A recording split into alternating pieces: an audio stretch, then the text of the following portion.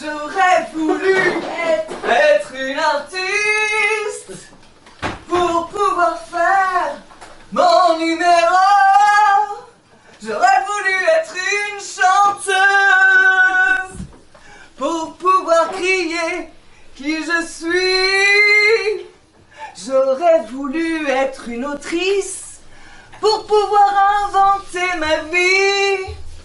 J'aurais voulu être une actrice pour tous les jours changer de peau, pour faire du lait, pour faire du beau, pour pouvoir dire pourquoi j'existe. Merci l'Olympia. Est-ce que vous êtes chaud ce soir?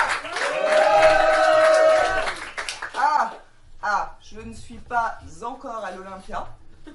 Très bien, je suis à Germe. Merci chez Lily de m'accueillir, merci l'Ardeur, merci à tous de vous être déplacés ce soir.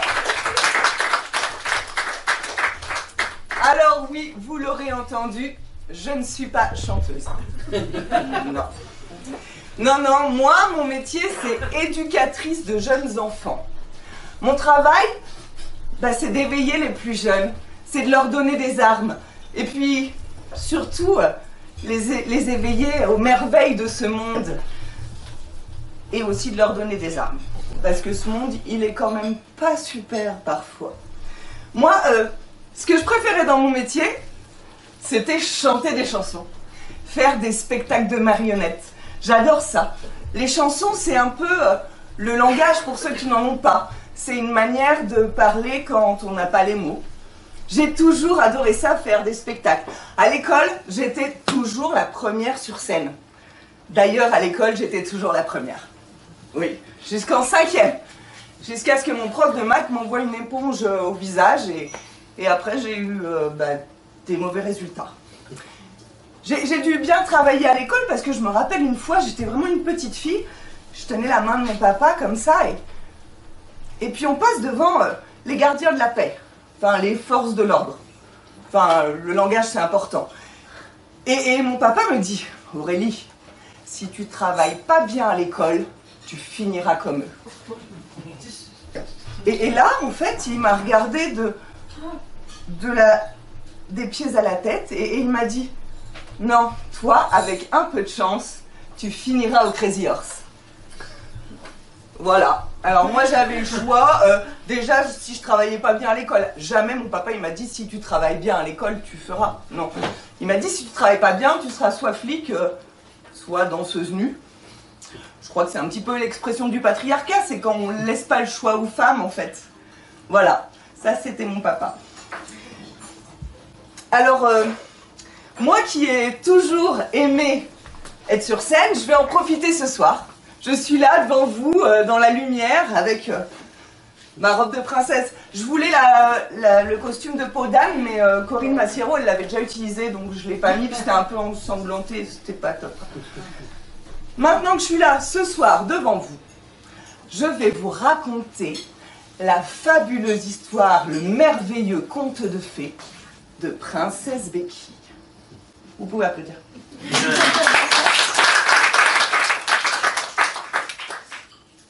Princesse Béquille, elle a beaucoup de chance.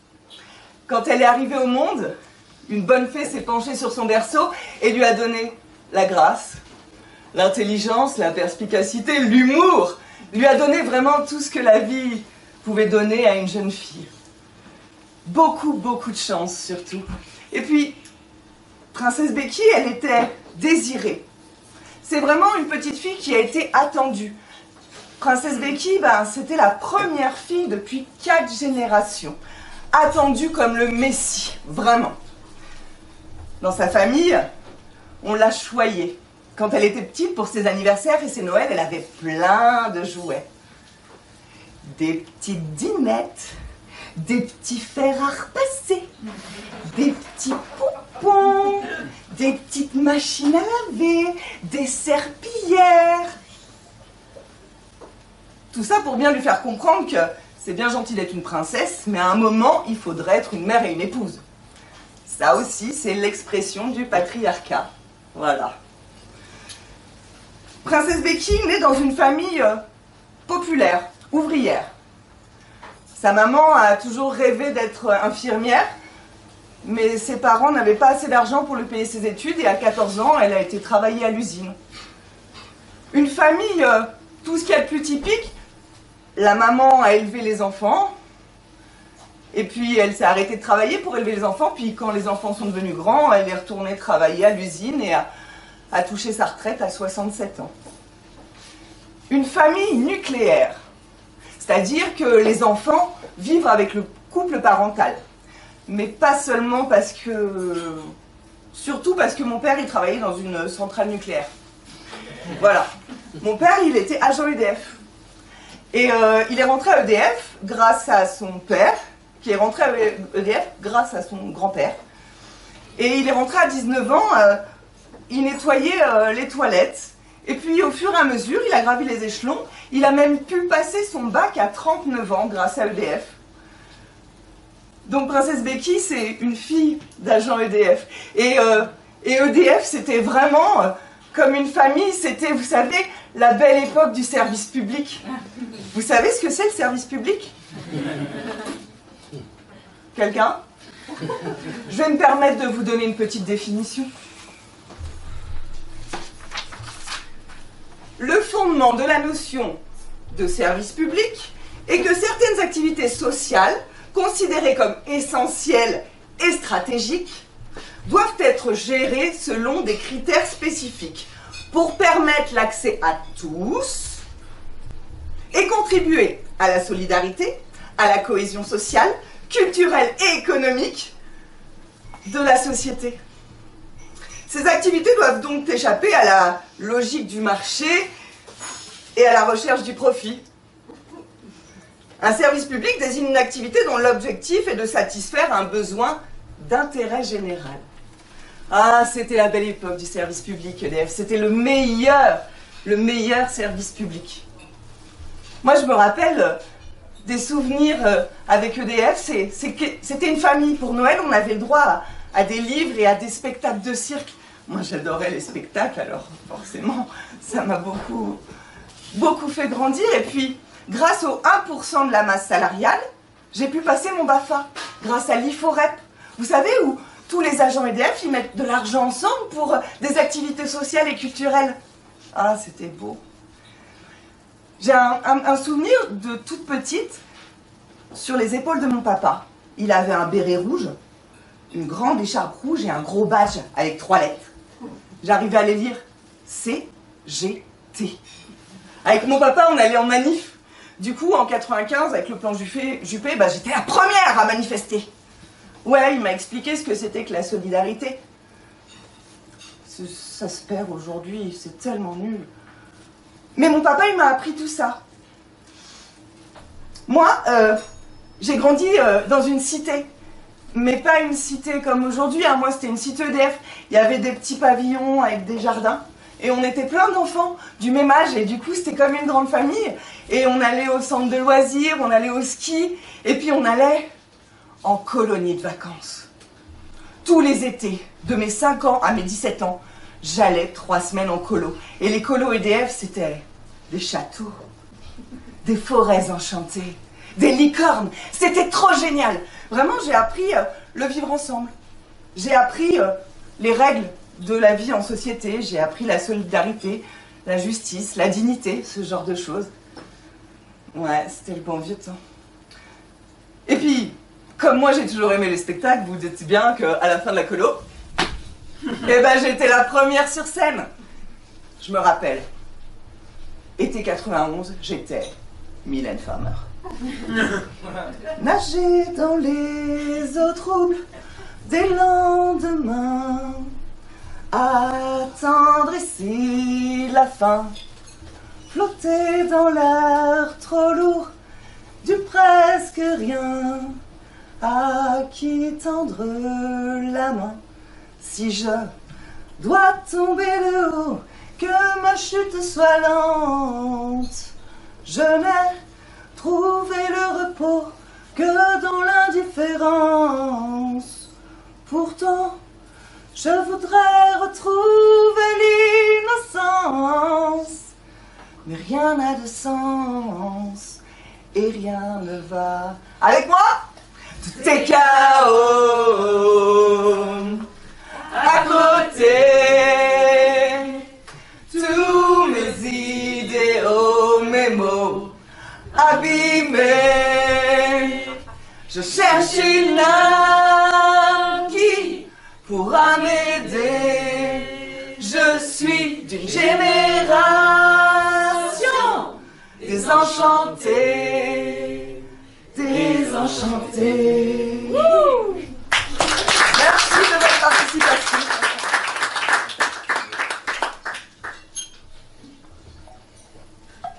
Cette chanson, j'avais 11 ans et je la chantais sur scène. C'était moi, Mylène Farmer. Cette chanson, elle résonnait en moi. Ses paroles me parlaient. Elles faisaient écho à ce que je vivais. Parce que, comme dans tous les contes de fées, il y a une pomme empoisonnée.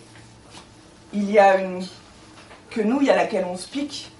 Il y a un loup dans la forêt. Et moi, mon loup, il était dans la bergerie. Mon loup, il avait un prénom, c'était Michel. Et Michel, c'était un pédocriminel. Michel, c'était le meilleur ami de mon père, depuis qu'ils étaient tout petits. Michel, il était là les week-ends, aux anniversaires, pendant les vacances. J'ai grandi en étant la victime d'un pédocriminel de mes 6 à mes 16 ans. Alors oui, on va dire, ces gens-là sont des monstres. Non, ces gens-là ne sont pas des monstres. Ces gens-là, ce sont des voisins, des cousins, des oncles, des pères, des oncles, des grands-parents, des frères. Ce sont des personnes, la plupart du temps, de la famille. 96% des agresseurs sont connus de la victime. Moi, j'ai grandi en étant victime. Mais heureusement, grâce à la musique, grâce au chant, grâce au théâtre, grâce à la danse, j'ai trouvé des moyens d'exprimer la douleur que je vivais.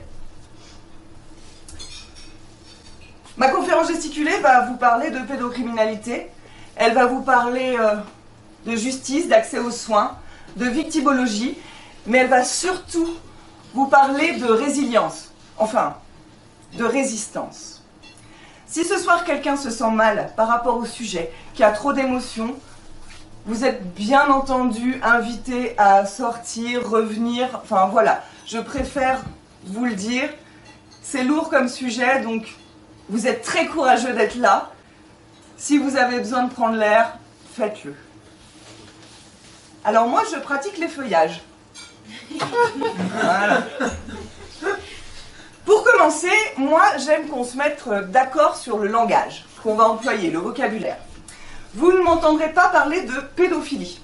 Ça vient du grec pédos et philia, qui veut dire l'amitié, l'amour pour les enfants. Moi, je parle de pédocriminalité. Parce que on ne parle pas d'amour ou d'amitié, non, on parle de violence. C'est comme quand on jardine et qu'on se prend un coup de pelle, c'est pas du jardinage, c'est de la violence. Et bien là, pareil, la pédocriminalité, c'est de la violence, ce n'est pas de l'amour. Et c'est quelque chose qui est dans le code pénal. C'est répréhensible par la loi. Du coup, je parlerai de pédocriminalité. C'est dans le code pénal depuis 1810, quand même. Depuis que le code pénal existe, en fait, il y a vraiment des atteintes sur mineurs qui sont dites, on parle de viol, on parle de tout ça. C'est pas quelque chose de nouveau. C'est vraiment quelque chose qui est inscrit dans le code pénal. Je vais aussi revenir sur quelque chose qu'on appelle la culture du viol. Est-ce que vous savez ce que c'est que la culture du viol? Vous en avez déjà entendu parler? Les féministes? Je vais vous donner une petite définition de la culture du viol. C'est l'ensemble des comportements qui banalisent, excusent et justifient les agressions sexuelles, ou les transforment en plaisanterie et divertissement. Le corps des femmes y est considéré comme un objet destiné à assouvir les besoins des hommes.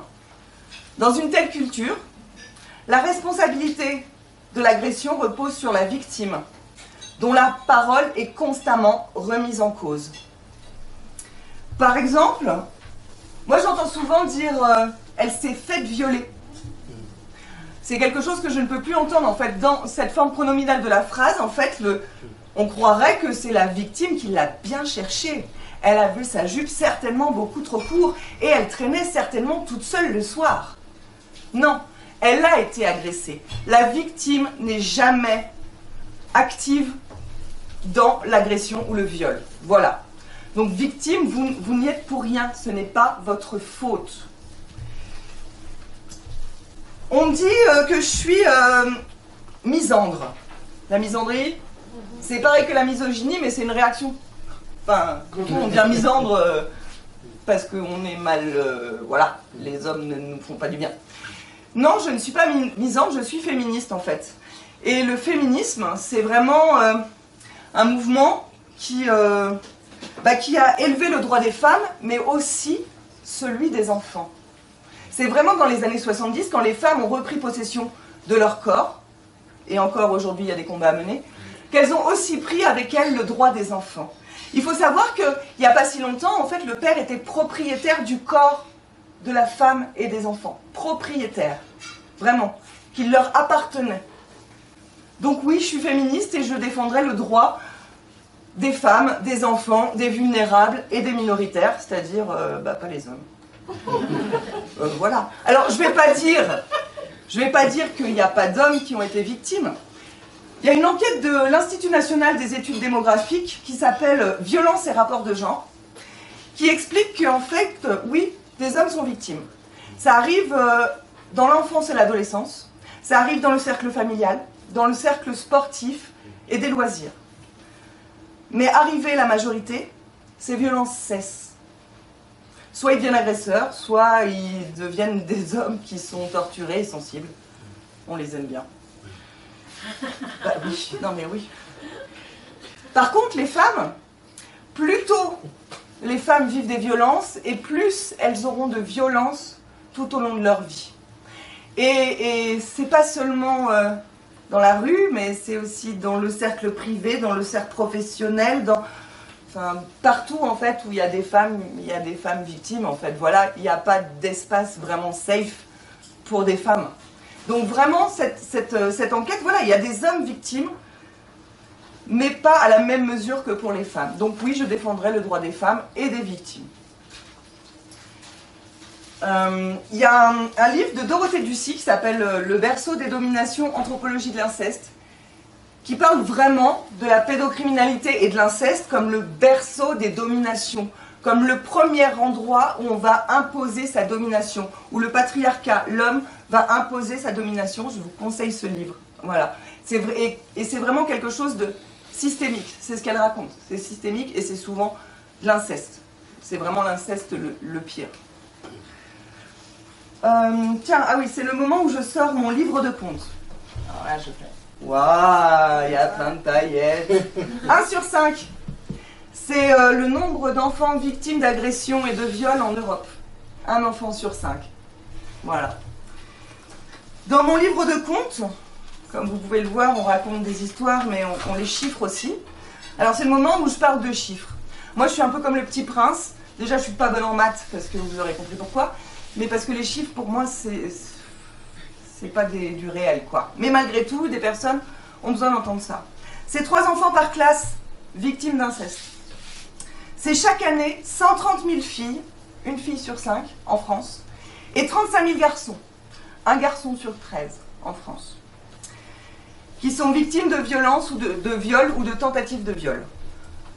C'est en 2 jours, hashtag MeTooInceste, 80 000 tweets, 80 000 personnes qui en 2 jours vont parler sur les réseaux sociaux de leur expérience de l'inceste.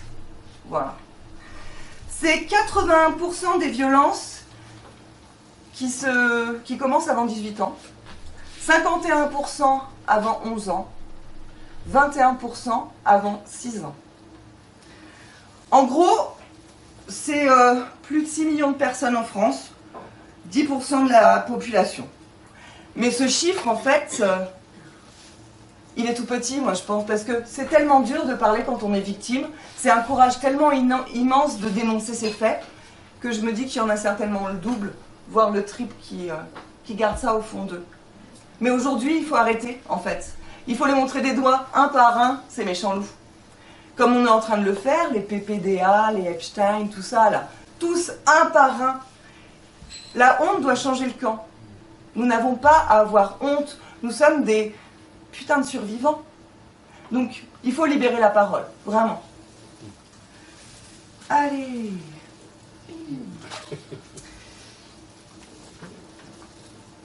Mes premiers souvenirs, c'est vraiment quand j'avais 6 ans. Mais je ne me rappelle pas trop avant. Ça se passait la nuit, il venait dans ma chambre. Tout est très très confus, j'ai beaucoup de mal avec les dates, avec l'âge que j'avais, mais je me rappelle d'un souvenir qui se passait 2 jours. J'avais troqué ma robe de princesse pour un survêtement de gymnastique. J'adorais faire des roulades, des équilibres, tout le temps. Et on était en vacances dans la maison de famille de mes parents, et bien sûr, Michel était là. Et comme de par hasard, Michel était aussi moniteur de gymnastique. Ce jour-là, il me dit « Ah, mais Aurélie, tu adores faire ça, des saltos et des roues !» « Mais oui, j'adore, je trouve fort, j'aime trop !» Il me dit « Bah, si tu veux, on peut faire des saltos ensemble. » Très bien. Et là, il me dit « Bah, monte sur la table. » Je m'apprête à monter sur la table, et là, il me saisit. Là où personne ne m'a jamais saisi. Et il me fait monter sur la table. Mais garde bien sa main entre mes cuisses. Personne ne m'avait jamais touché là. Même mon entraîneur de gymnastique n'avait pas mis ses mains là. Et puis il va me faire des saltos comme ça. Et toujours remettre sa main entre mes cuisses. Ça va durer 5-10 minutes. Et moi je suis là. Et en fait il y a mes parents qui boivent l'apéro. Il y a les enfants, il y a tout le monde. Et je lance un regard vers eux. Et j'attends de croiser quelqu'un. Et à l'intérieur de moi... j'hurle, aidez-moi, aidez-moi, il y a quelque chose qui ne va pas, je me sens pas bien, je me sens mal à l'aise, aidez-moi. Mais personne ne va voir mon regard, personne. Et puis il va me reposer et je me rappelle rester un petit moment comme ça, complètement sonné, complètement à côté de la plaque, à pas comprendre ce qui se passe, vraiment. Michel, il était aussi... ah non, c'est pas ça. Il y a une enquête, Disclose, c'est un média indépendant, qui parle de la pédocriminalité dans le sport. Il y a une grosse problématique, c'est que la plupart des entraîneurs, c'est des volontaires, c'est des bénévoles, à qui on ne demande pas le casier judiciaire. Et du coup, ces personnes vont pouvoir commettre des crimes, mais quand ça va être dévoilé, personne ne va porter plainte, et puis ils vont changer d'association, et ils vont tourner comme ça, et ils vont faire plein de victimes. Il y a pourtant un article, c'est l'article 40 du Code pénal qui oblige tout citoyen à dénoncer ces faits au procureur. Michel, il était aussi agent EDF, comme mon père, mais il travaillait dans une autre centrale. Il a été trouvé dans le lit d'un enfant, alors qu'il était en colo de ski.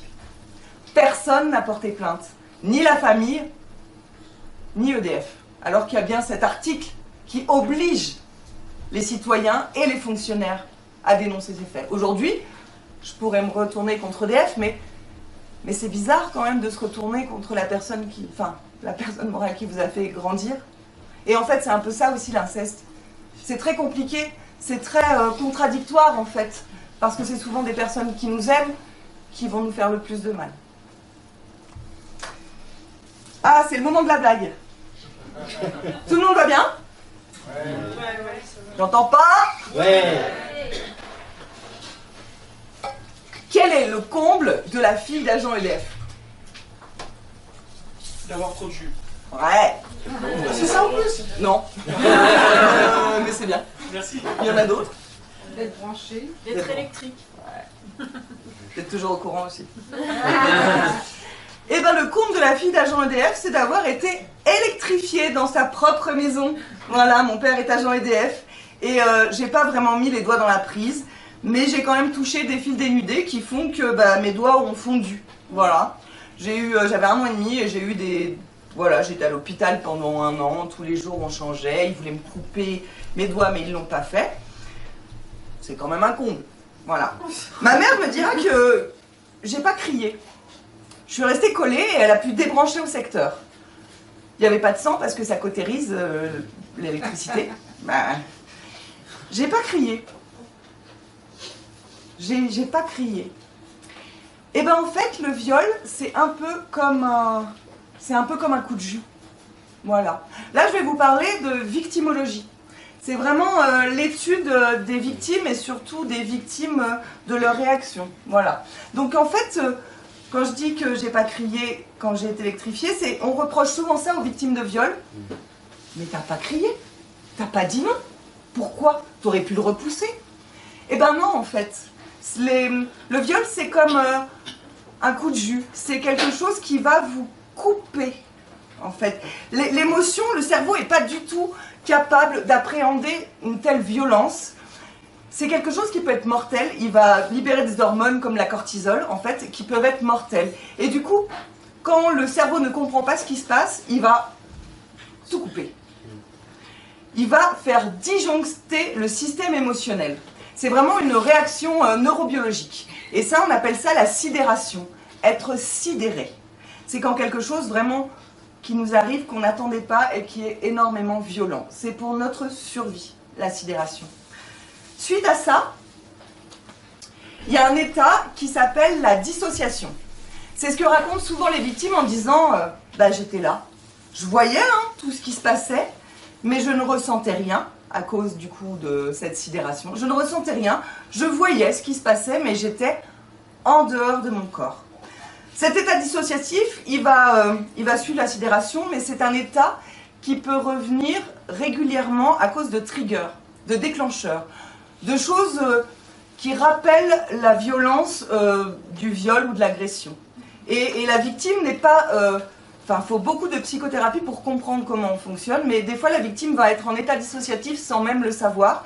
Et c'est pour ça que les victimes, parfois, elles ont l'impression que rien ne les atteint, qu'elles n'ont pas d'émotion. C'est vraiment comme une espèce de carapace. Et ces états-là, bah, c'est compliqué d'être dans la vie et de vivre quand on est à côté de son corps. Moi, je me rappelle, j'avais des états dissociatifs pendant les agressions, et moi... mon truc, c'était de chanter. Je chantais des trucs dans ma tête, en boucle, en boucle, en boucle, en boucle, en boucle, pour être vraiment à côté, quoi. Et c'est pour ça que, pour moi, chanter, c'est quelque chose, c'est un peu comme un doudou, parfois, parce qu'on n'a pas envie que le monde nous atteigne, donc on va se mettre en dehors de tout ça.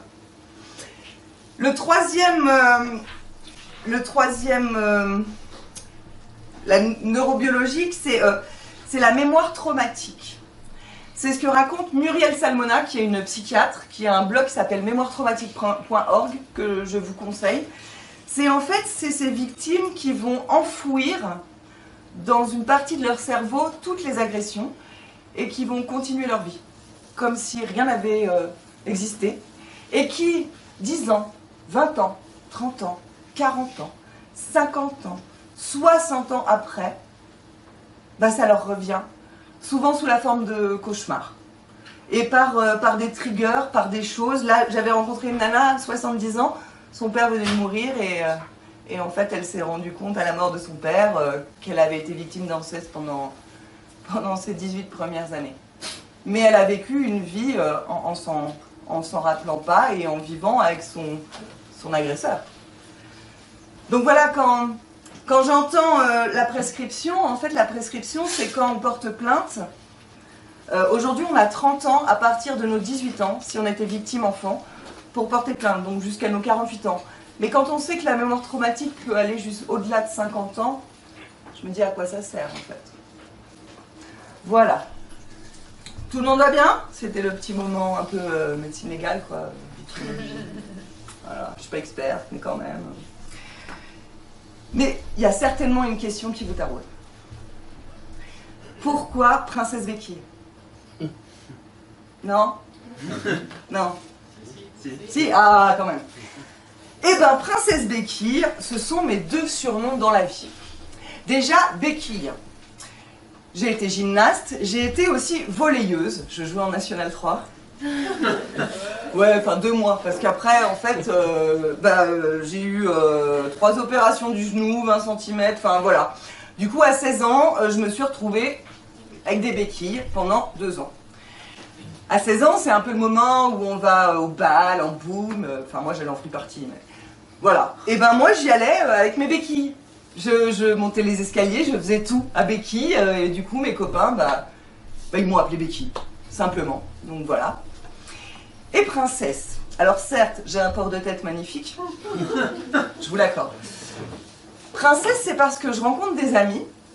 LGBTQI++, on se déguise, on fait des fêtes, et on a une grosse costumerie avec plein de costumes. Et moi, j'ai toujours eu ce petit côté princesse, hein. Je vous rappelle, j'étais choyée, j'étais la première fille, j'avais des petits mocassins roses, j'étais blonde comme ça, mignonne. Et du coup, mettre des robes de princesse, j'aimais bien. Donc souvent pour les fêtes, je m'habillais en princesse. Et puis un jour, on fait un jour de l'an, et là, le thème, c'était « Venez sur votre 31 ». Alors moi, j'enfile ma robe de princesse, je mets ma tiare, et j'arrive à la soirée. Ah. Alors, mettez-vous sur le vote 31, c'était plutôt habillez-vous classe, en noir et blanc, comme des pingouins. Donc j'ai fait tâche au milieu de ces gens en noir et blanc dans ma robe de princesse. Du coup, je suis devenue princesse. Et aussi parce que j'ai une grosse problématique, c'est que je ne conduis pas. Et souvent, les victimes d'agressions et de viols ont des problèmes avec la conduite de véhicules. Alors du coup, moi j'ai besoin d'un chauffeur et aujourd'hui, j'avais le meilleur. Merci Franck. Voilà, princesse béquille. J'ai tout un imaginaire, je me suis vraiment construit un monde à côté pour pouvoir survivre, quoi. Et oui, j'étais vraiment une princesse, hein. J'avais une haute estime de moi. Vous savez, je pouvais être du coup Cendrillon en haillon et puis Cendrillon qui va au bal dans la même journée. Voilà, c'est un peu ça mes états. Mais quand je suis là, je suis bien. Bon, ma psy dit que je suis borderline. Voilà, on va pas, c'est des mots. J'ai 10 ans, je suis encore dans cette maison de vacances et il y a une amie de ma grand-mère qui arrive. Elle s'appelle Danielle. Elle a des belles robes, des grands chapeaux et elle est poétesse. Elle est poétesse et elle me remet à 10 ans un recueil de poésie. J'avais jamais lu de la poésie et je tourne dans la poésie. J'y reste des heures et des heures. Je relis, je relis, je relis. J'adore ça. Puis je me dis, c'est pas compliqué la poésie. Faut que ça rime. Du coup, à 10 ans, je me suis mise à écrire de la poésie et j'en écris encore. Vu que c'est le moment un peu mégalo, je vais vous présenter mon poème qui s'appelle Princesse Béquille. Tout le monde va bien? Oui. Et je vais boire un petit coup aussi. Hein. On a le temps, tout va bien?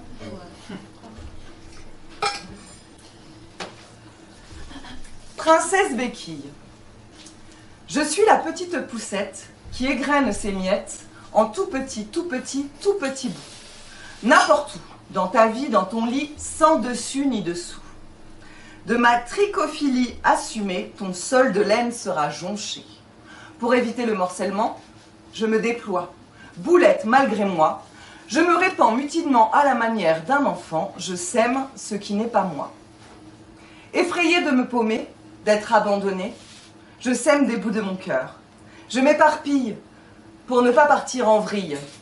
Mes doudous de bonheur, de toutes les couleurs, mes mignonnes petites béquilles.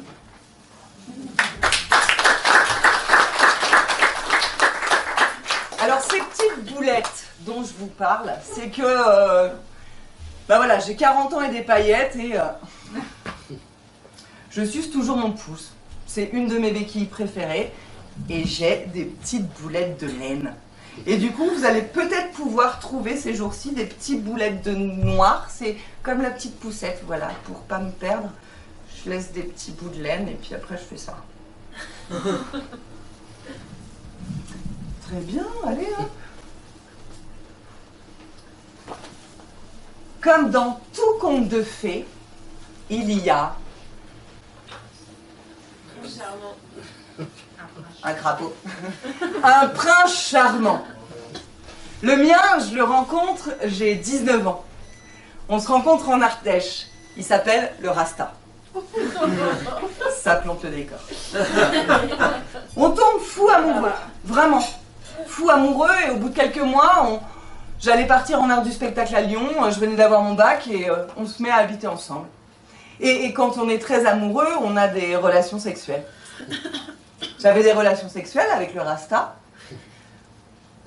Mais à l'intérieur de moi, il y avait un truc. Il y avait une espèce d'aigreur.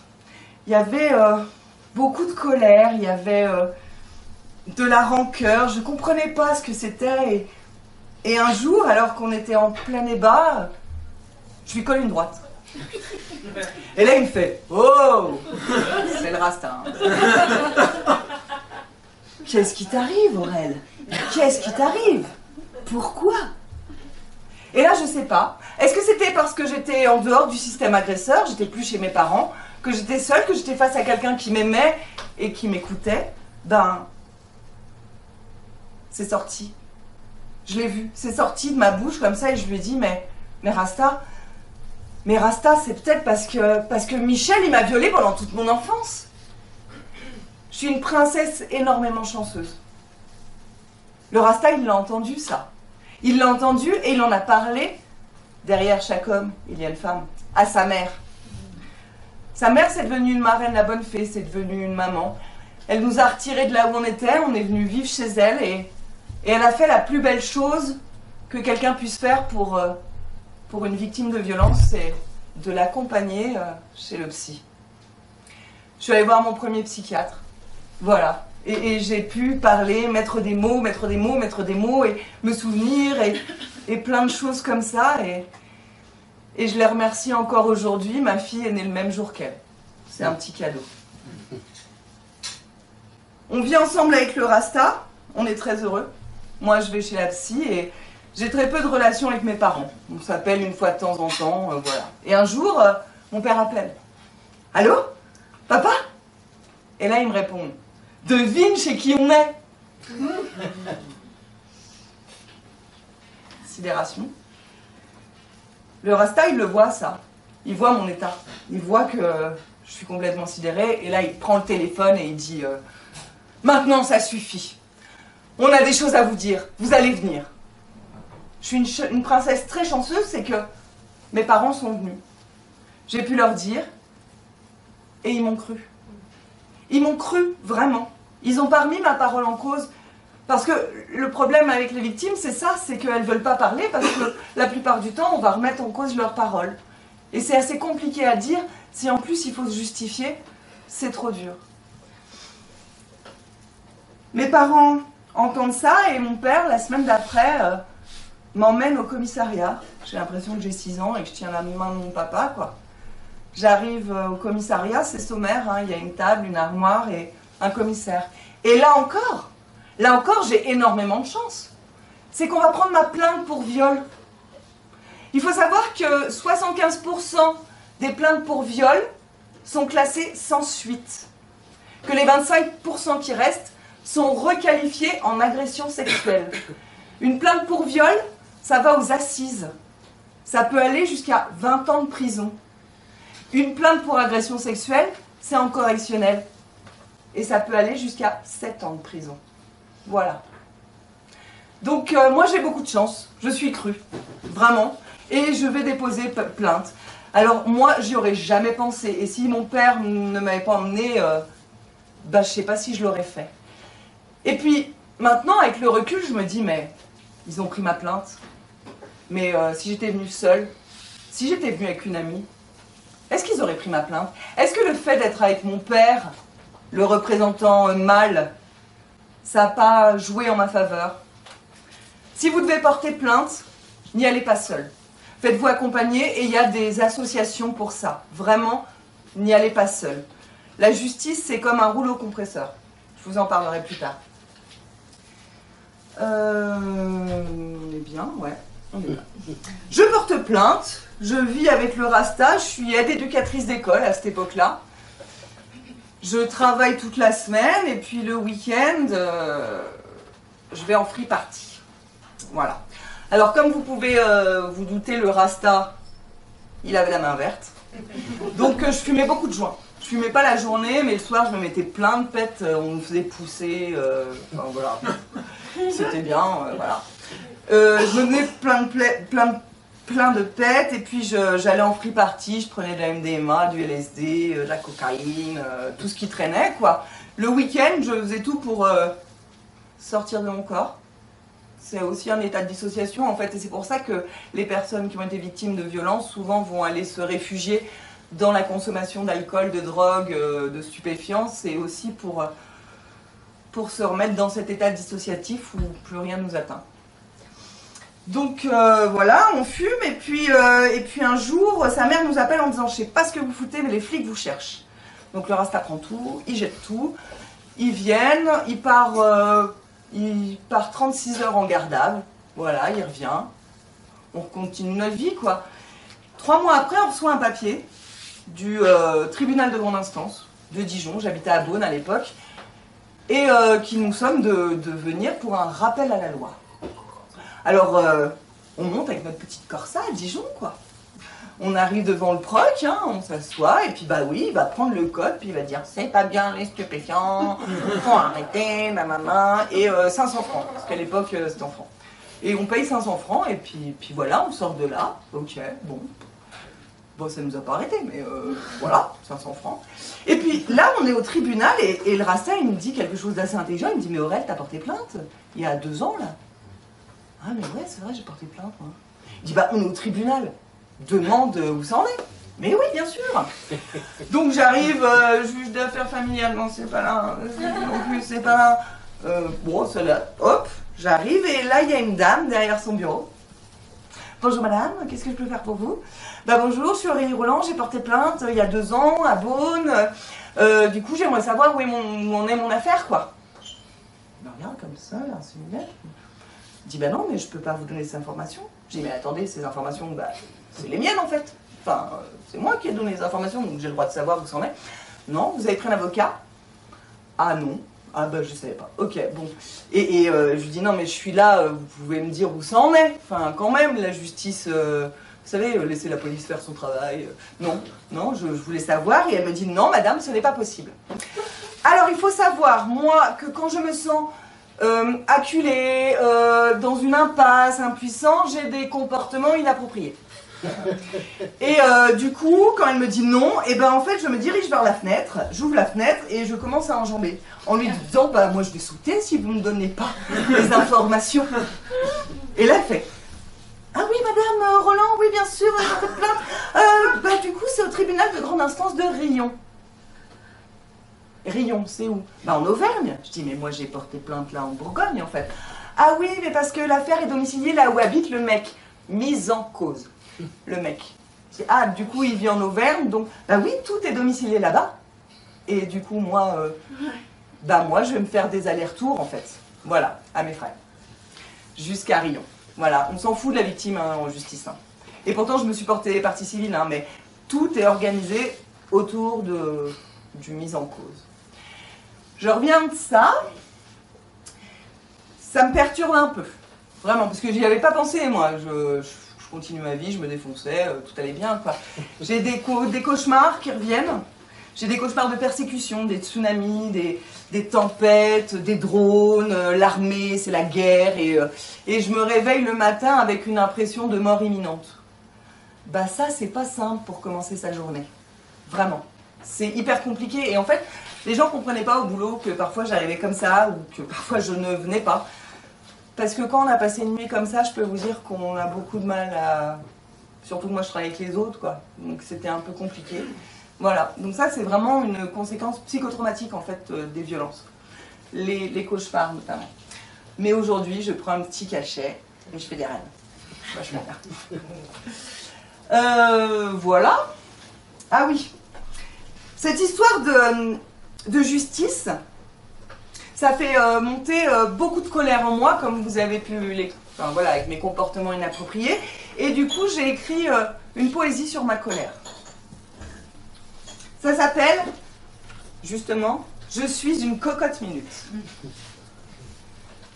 Je suis une cocotte minute. À l'intérieur, un bouillon. De détritus qui rebutent, un marasme d'émotions. Comme le lait sur le feu, l'étincelle sur la paille, j'embrase en mon milieu la lave de mes entrailles. Si l'extérieur me parjure, Je rentre en ébullition. Avec la rage, je vous jure, je me vide par explosion. De mon ventre bouillonnant comme le feu sous la glace, sur ma peau jaillissant, l'eczéma de mes angoisses. Je suis une cocotte minute, impuissante face au viol. Coursée d'homme en rut, je traîne mes casseroles.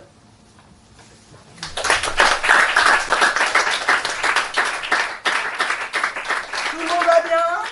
Oui. Allez, une de moins. Mathieu, elle dit c'est thérapeutique, ça. Je dis, oh, c'est thérapeutique. Je suis quand même pas toute là. Voilà, borderline, tout ça, c'est vrai que j'ai des moments où je peux être en énorme colère, j'ai des moments où rien ne m'atteint. J'oscille entre tout ça et des fois c'est vraiment difficile de se sentir vivante, quoi. J'avais à l'époque une médication, des neuroleptiques, du tertian. Donc je prenais mes petites gouttes et moi qui ai l'habitude des chimies, je me disais putain celle-là, elle est costaud, quoi. Ça me mettait vraiment KO en fait. Bah oui, mon cerveau ne marchait plus, mais c'est bien, je pouvais être un bon petit soldat dans la société, c'était parfait. Et puis un jour où certainement j'avais dû faire des cauchemars, où je croyais que j'allais mourir, où je me sentais terriblement seule, je m'enfile toute la bouteille. Je tombe.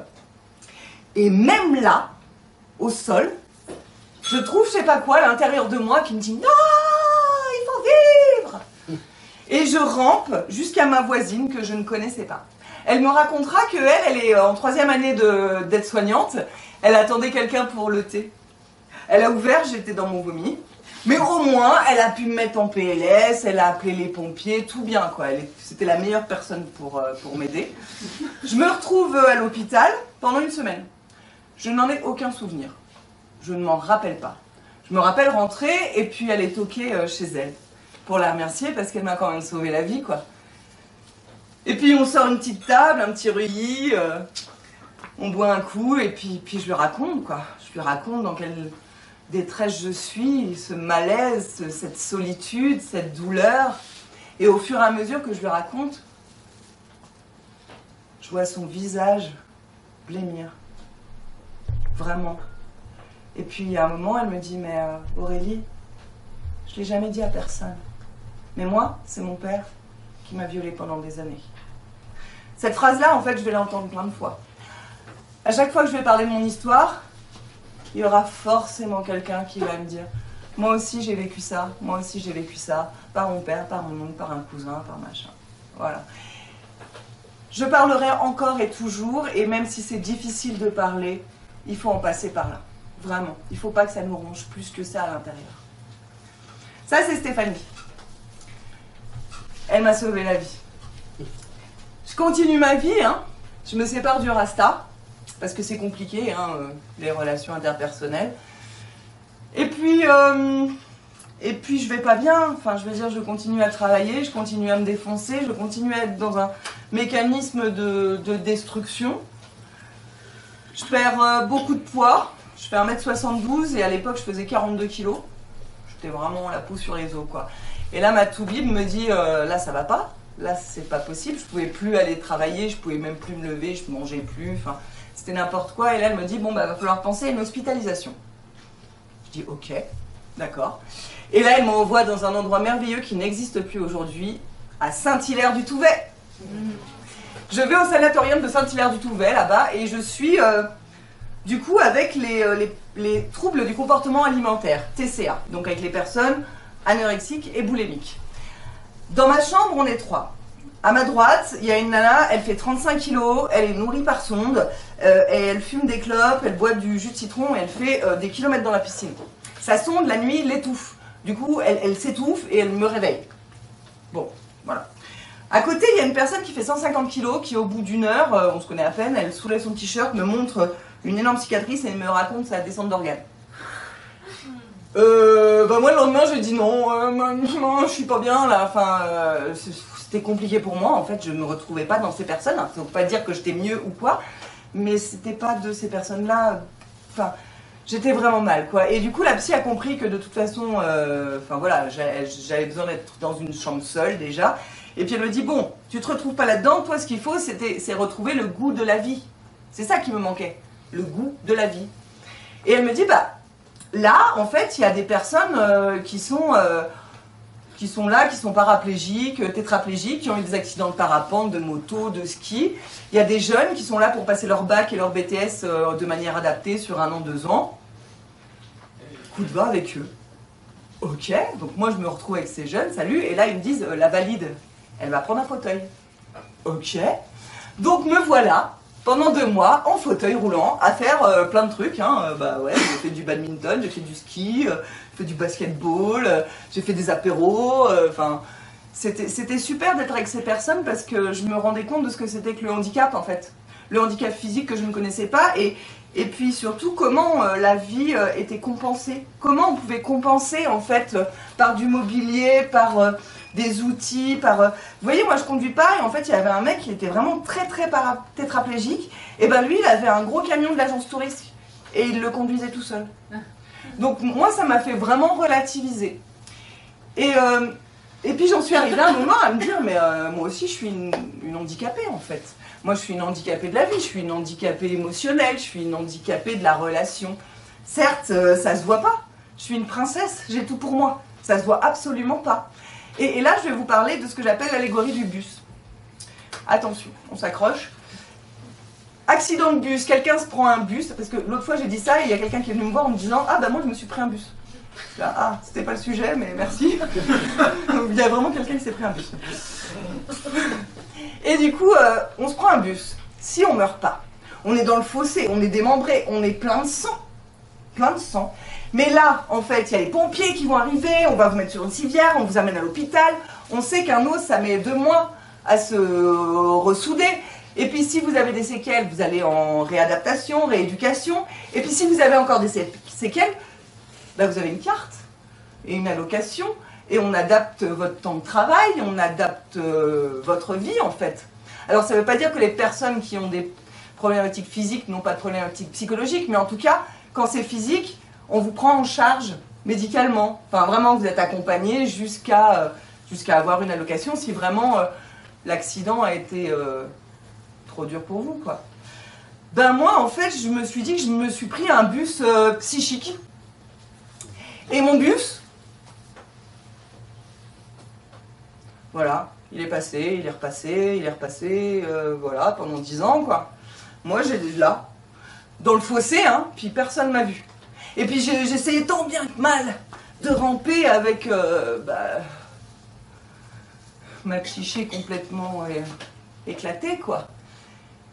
Voilà, il a fallu que je parle, il a fallu que j'aille voir des psys, ça fait 20 ans que je suis en psychothérapie.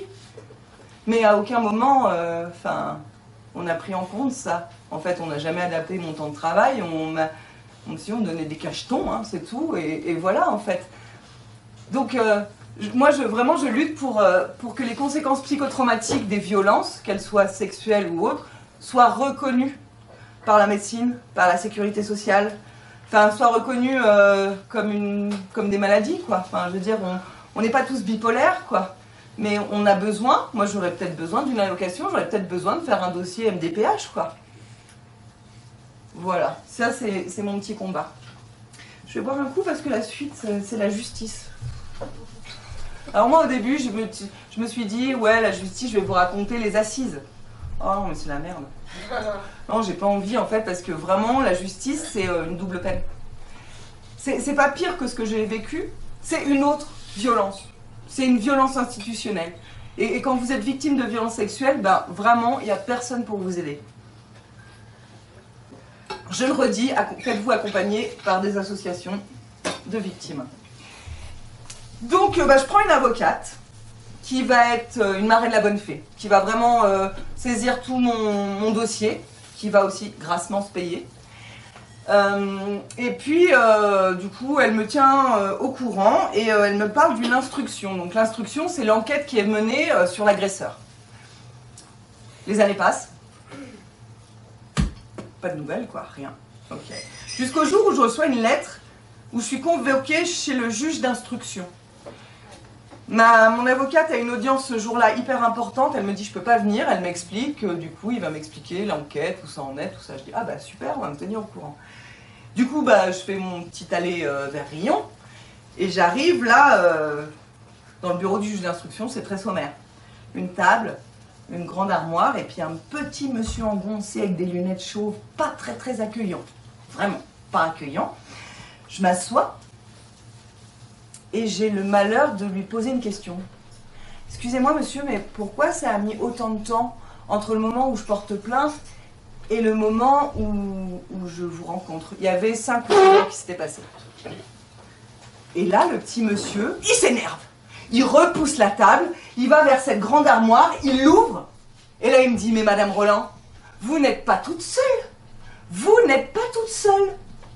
Alors moi, je vois une armoire pleine de dossiers. Il y en a peut-être 300. Et là, je me dis, mais en fait, moi, je suis un dossier là. Donc tous les dossiers, c'est des histoires comme moi, en fait. Et il y en a 300. Et il y a un petit bonhomme pour 300 dossiers d'instruction. Quand on sait qu'une instruction, enfin, je veux dire, c'est des services de police, c'est quand même une enquête qui est poussée, quoi. Et il y a un petit monsieur pour tout ça, là. Et puis là, qu'est-ce qu'il fait, ce monsieur, quand il me dit que je suis pas toute seule? Il me culpabilise, non? Il me culpabilise de lui donner du boulot. Ah, bah moi, je m'en serais bien passée, en fait. Mais au lieu de me dire ça, enfin, en fait, ce monsieur, il était juste en burn-out, hein, il n'en pouvait plus de tous ces... voilà, la justice, on en est là. Et j'apprends aussi quelques temps qu'en fait, ce JAF-là, ce juge d'instruction, il est là depuis 2 mois, et que pendant plusieurs mois, la place était vacante. Ça, c'est les lenteurs de la justice. Ça, c'est les lenteurs d'un système qui ne met pas les moyens là où il faut. Alors, moi, je me dis, mais moi, je fume des joints, au bout de 3 mois, je suis chez le procureur. Par contre, je porte plainte, et ça dure... Il y a combien de personnes pour arrêter les dealers? Il y a combien de personnes pour arrêter les violeurs? Où va l'argent de la justice? En tout cas, voilà. À ce moment-là, moi, la justice, c'est vraiment quelque chose qui ça m'a vraiment fait sortir les nerfs. Et j'ai une chanson qui me vient. Alors, je vais pas la faire colère parce que la cortisol, c'est pas bon. Je prends soin de moi. Je vais vous la faire un peu légère. La justice nique sa mère, le dernier juge que j'ai vu avait plus de vices que le dealer de ma rue. Voilà. Merci.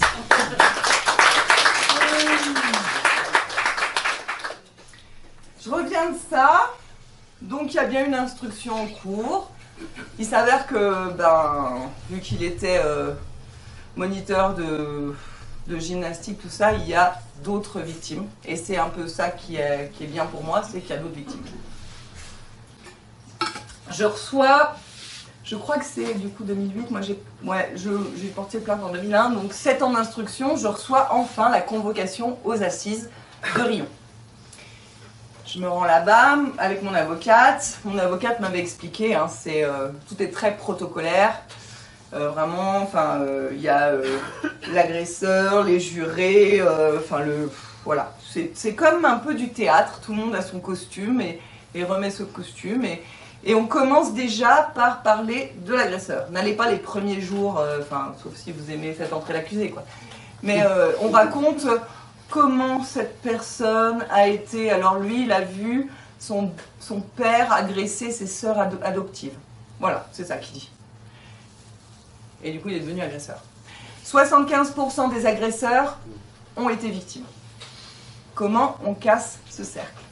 Donc voilà, on raconte tout ça, et puis après, il y a une vingtaine de personnes qui viennent à la barre, que je ne connais pas, tous plus âgés que moi, et qui vont raconter les mêmes choses que moi, dans la famille, parce ils sont vraiment très filous, quoi. Ils arrivent à se rendre utiles auprès des familles, à être vraiment, c'est des gens très très intelligents, voilà. Donc il est dans des familles, dans le sport, voilà, la gymnastique, le ski. Et toutes ces personnes vont raconter les mêmes faits que moi, sauf que pour toutes ces personnes, il y a prescription. En fait, je suis la seule à pouvoir me porter partie civile. Voilà. Je suis la seule qui est en dehors de la prescription. Ça fait vraiment bizarre. Ces personnes vont venir à la fin pour me remercier. Merci parce qu'elles ont pu parler. Elles ont pu dire tout haut, même si elles n'ont pas gain de cause, elles ont pu parler. Et puis ça dure 2 jours, 3 jours, et le dernier jour, moi je vais pouvoir parler, ma famille va pouvoir parler. Ce qui était bizarre, c'est que vous rentrez le premier jour, en fait tous les témoins sont dans une salle, donc vous êtes vraiment seul. Et ils vont venir au compte-gouttes, derrière vous. Mais il n'y a pas trop de lien, donc je me suis, cette fois-là, je me suis vraiment sentie terriblement seule. J'avais l'impression d'avoir 6 ans. Il y a des moments où j'étais vraiment pas bien, quoi. Mais voilà, l'avocat général le dit, le président le dit aussi. Monsieur est coupable. Monsieur est coupable, il va prendre 12 ans. Et puis moi, je vais entendre ça, je vais entendre la société française vous reconnaît en tant que victime. C'est une petite phrase, hein, c'est anodin. Et ben je peux vous dire que ça fait du bien. Ça fait du bien de l'entendre, vraiment. Je rentre chez moi, je suis un peu perdue, je me dis, ah, c'est la fin. Chelou, c'était vraiment très bizarre. Ah non, ça aurait été beaucoup trop facile. Une semaine après, mon avocate me rappelle en me disant, il a fait appel. Donc on peut faire appel de... On ne peut pas faire appel de la culpabilité. Il a été jugé coupable, il reste coupable. Mais on peut faire appel des mois de prison, en fait. Donc, l'année d'après, rebelote, en cours d'appel, la même, à Riom. Exactement la même. Les mêmes personnes, le même discours, tout pareil. Et au bout de 2 jours, bah là, il prendra 10 ans. Alors moi, je me dis, mais comment ça se fait? Pourquoi on lui enlève 2 ans? Surtout qu'il venait d'en faire une, parce qu'il était déjà incarcéré. Pourquoi on lui enlève encore des années de prison, en fait? Je ne sais toujours pas. Je ne comprends pas, je ne sais pas. Il faut savoir que les personnes qui prennent... Mon avocate était très contente. Hein. Les 10 ans, elle dit « Waouh !» Je dis « Ah, mais moi, j'ai vécu 10 ans d'enfer, donc ok. » C'est des gens qui vont en prison et qui se tiennent très bien. Donc, ils ont des remises de peine. Et la plupart du temps, les violeurs, ils font 6-7 ans, maxi. Voilà. Et il y a une prison spéciale pour eux, parce qu'on ne les mélange pas avec les autres. Voilà. Donc, il y a une prison à Angers pour tous les criminels sexuels. Ils sont entre eux, là, c'est très bien. Voilà, 10 ans, ok, donc c'est fini. Moi, à cette époque-là, je crois que je suis éduque de jeunes enfants, je suis en études d'éducatrice de jeunes enfants, je rentre chez moi. Et je reprends ma vie, super. Mais, je reçois un chèque. Je reçois un chèque avec 5 chiffres. Ce chèque, je vais le mettre sur mon frigo pendant 8 mois. Je vais ouvrir mon frigo tous les jours en voyant ces chiffres. Et puis moi, les chiffres, je le dis. Hein. Et je dis, ah, mais c'est quoi en fait ça? Moi, je suis repartie et puis on m'a donné des sous. Puis voilà, on m'a pas dit à quoi ça servait. On m'a pas dit que c'était pour payer mes psychothérapies, mes trucs comme ça. Non, on me l'a pas dit, quoi. Et du coup, je me dis, mais mince, à quoi ça sert? Et puis, mon homme de l'époque, il est musicien. Moi, je suis étudiante, on n'a pas de thunes. Et puis... je viens d'avoir une petite fille. Ma fille a 2 mois pour le 2e procès. Je l'allaite en pleine cour d'appel. Autant le premier, je faisais pas autant le 2e. Je peux vous dire que ouais, c'est long quand on la fait pas. Donc voilà, j'ai cet enfant et puis il me dit bah on n'a pas de thunes, on a une gosse. On va peut-être l'encaisser. Ça dure 1 an un chèque. Donc j'encaisse mes sous. Bah oui parce que quoi de plus beau que de faire un enfant? Quoi de plus beau comme de croire en la vie que de créer la vie, en fait. Séquence émotion, j'ai écrit un poème pour ma fille quand j'étais en clinique psychiatrique. Je vous en parlerai plus tard. Alors, en clinique psychiatrique, on avait un petit jeu, j'adore les ateliers d'écriture, donc j'allais en atelier d'écriture. Et là, on devait écrire sur un bout de papier une question, la mettre dans un chapeau, touiller et tirer une question qui n'était pas la nôtre. Moi, je tire « Pourquoi continuer à vivre ?» C'est top ambiance. Vraiment, non, on s'éclate, c'est émulation et tout, vraiment, voilà. Donc je me retrouve avec ça. Pourquoi continuer à vivre? Parce que chaque jour est un cadeau. Et le plus beau d'entre eux, me lever et la voir se réveiller. Son visage si doux, ses grands yeux vert bleu, son sourire timide, c'est elle ma raison de vivre. La voir tous les matins, encore embuée de sommeil, embrumée de soleil. Même lorsqu'elle râle, qu'elle ne veut pas y aller, qu'elle me demande pourquoi il faut y aller. Elle, mon cadeau journalier. Ce don du ciel, ce présent de beauté, la raison pour laquelle je me dois de survivre. Je me dois de réapprendre à vivre. 1000 fois, la fenêtre, les cordes, les rails m'ont appelé. 1000 fois, c'est son visage de merveilleuse qui s'est imposé. Ma raison, mon devoir, ma vie, c'est elle. Et si elle n'existait pas, je ne serais plus là. Ma plus belle victoire, ma plus grande réussite, ma fierté jamais égalée, mon plus beau rêve d'amour comblé. Continuer à vivre pour elle, pour ne pas l'abandonner.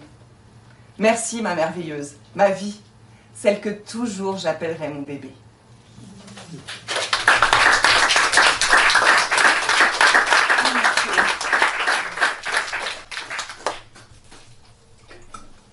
Et hop, ça avance, tout le monde va bien? Oui. Le prochain chapitre, je l'appelle « Adopte une borderline ». Oui, donc voilà, j'ai des problématiques émotionnelles, affectives dans la relation. Je peux être Cendrillon en haillon et Cendrillon au bal dans la même journée, suivant l'extérieur en fait. Voilà, je suis très sensible à tout. Donc des fois, c'est un peu compliqué d'être en relation avec moi, clairement. Et avec les hommes, bah oui, le fait d'avoir été victime, ça biaise les relations. Clairement, et moi je me sens toujours agressée en fait, ou je me sens toujours dans le combat. Et du coup, borderline, moi, voilà, j'ai beaucoup d'émotions. Moi, je trouve que c'est les autres qui ont pas assez d'émotions, mais voilà, je suis hypersensible sur plein de trucs. Je me sépare du père de ma fille. Je me retrouve du coup mère célibataire une semaine sur 2. Tout ce temps. Bon, du coup, je fais ce que beaucoup de personnes font, hein, je m'inscris sur Adopte un mec. Vous voyez le petit caddie là? Oh bah... Consommation, consommation. Ah oui, je suis rentrée dans une consommation. Je me faisais des grands chlemmes. Pas le même mec tous les soirs, enfin vous voyez, hop, hop, hop. Mais vraiment, c'était compulsif. Hein. Je consommais de la relation sexuelle en croyant que c'était de la relation affective. Enfin, tout était très compliqué. Je fais ça pendant 2 ans. J'ai beaucoup... bah oui. J'ai beaucoup de... Voilà. Bon. Voilà. Mais en fait, je m'épuise. Je m'épuise humainement. Je m'épuise, je retrouve pas... J'ai besoin de sécurité, en fait. Aujourd'hui, c'est ça dont j'ai besoin. J'ai besoin dans une relation sécure, j'ai besoin qu'on m'aime, que la personne soit un pilier. Et là, ça, avec la consommation de drogue, voilà. Donc, au bout de 2 ans, je me sens vraiment pas bien. Je voyais pas le psy à cette époque parce que, c'est 60 balles la psychologie, hein, voilà. Je me retrouve à faire l'apéro en terrasse et puis là, il y a une petite nana blonde qui arrive, qui vient me taper la causette et elle me dit qu'elle est sexologue.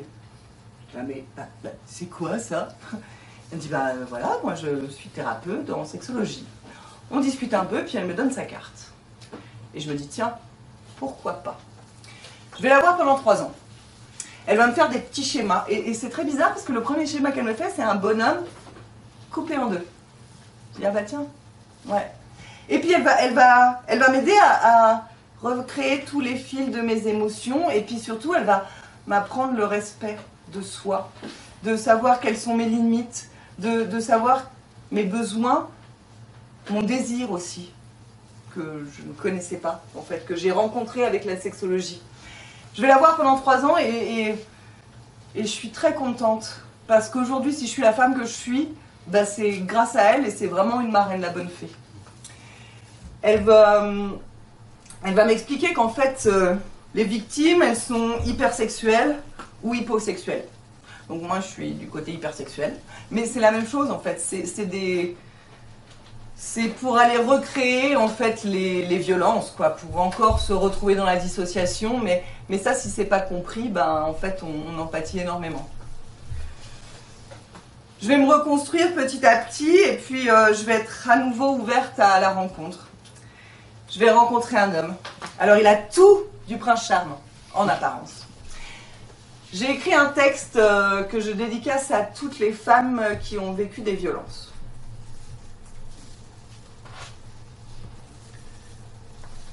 Tu me fais des bleus, je suis trop fragile. Tu me serres trop fort, c'est trop facile. Tu me fais des bleus, est-ce fait exprès? Regarde un peu le mal que tu me fais. Tu me fais des bleus, ma peau couverte. C'est pas ce que je veux, j'en vois des vertes. Et des pas mûres. Tu me fais des bleus, des petits points bleus, des petites blessures. Tu me fais des bleus, tu m'en fais voir. Paillettes aux yeux, ça vire au noir. Tu me fais des bleus et tu m'abîmes. Tu plantes des pieux dans mes abîmes. Tu me fais des bleus. C'est pas normal que la vie à deux, ça me fasse mal. Fini les bleus, les conditions. Je te dis adieu, à condition. T'arrêtes les bleus, les échymoses. Moi, tout ce que je veux, c'est la vie en rose.